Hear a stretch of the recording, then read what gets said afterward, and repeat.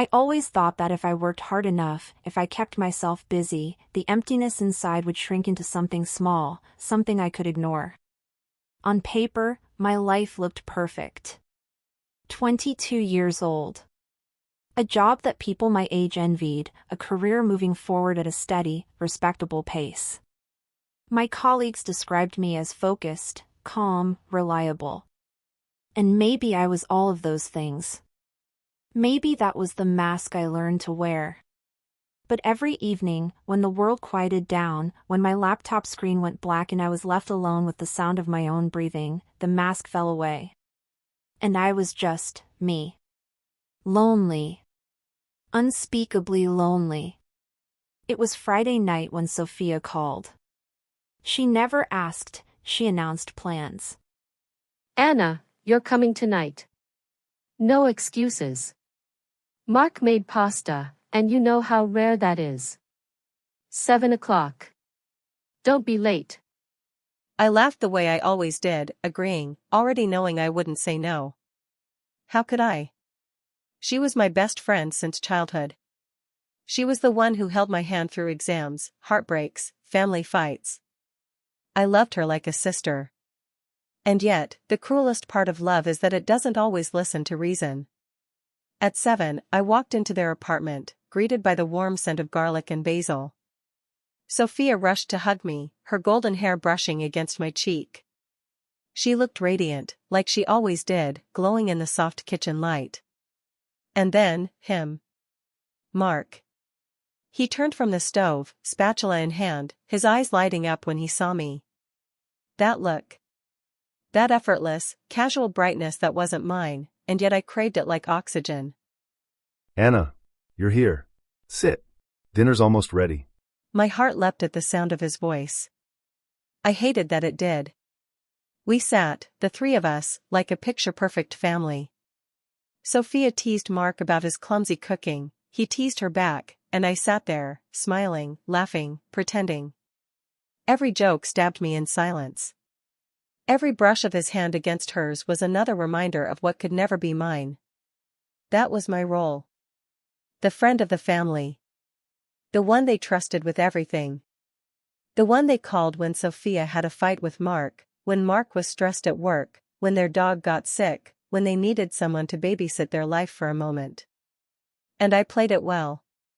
Too well.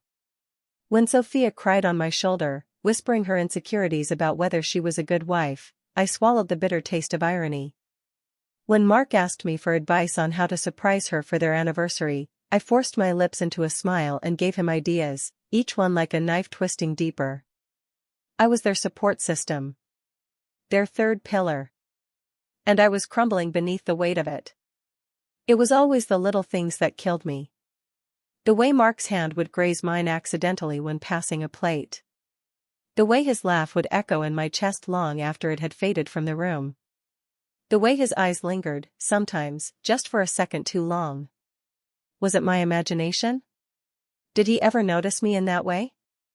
I'll never know. Because even if he did, even if some hidden part of him saw me, wanted me, I could never let it show. To act on it would mean betraying Sophia. Betraying the only real friendship that had ever anchored me in this world. So I buried it. I buried myself. There were nights when temptation crept in like a whisper. One evening, after Sophia had stormed out during a small argument, Mark and I were left alone in the kitchen. The silence was heavy, broken only by the sound of him pouring a glass of wine. She doesn't mean half the things she says when she's angry. He looked at me, tired but soft. Vulnerable. In that moment, the air between us changed. I felt it, sharp, electric, dangerous. My heart pounded. My body screamed at me to step closer, to close the distance, to do something reckless and selfish. But I didn't. I couldn't. I lowered my eyes, forced a weak smile, and changed the subject. Later that night, I cried into my pillow until sleep drowned me. Not because I almost betrayed my friend, but because part of me had wanted to. People think love is about passion, about fire and lightning. But they don't talk enough about love as endurance. My love for Mark was not one I could declare, or live, or celebrate. It was one I had to carry quietly, every day, like a stone hidden in my chest. And so I made my decision. I would not destroy their marriage. I would not poison the bond between us. I would not allow my heart to dictate my actions. I would smile. I would support. I would remain the loyal friend, the dependable one, the invisible one. Because if I truly loved him, if my love was real, then I had to want his happiness, even if it wasn't with me. Some nights, I wonder if anyone will ever see me. Truly see me. But until then, I will keep my silence. Because love, sometimes, is not about possession. It's about sacrifice.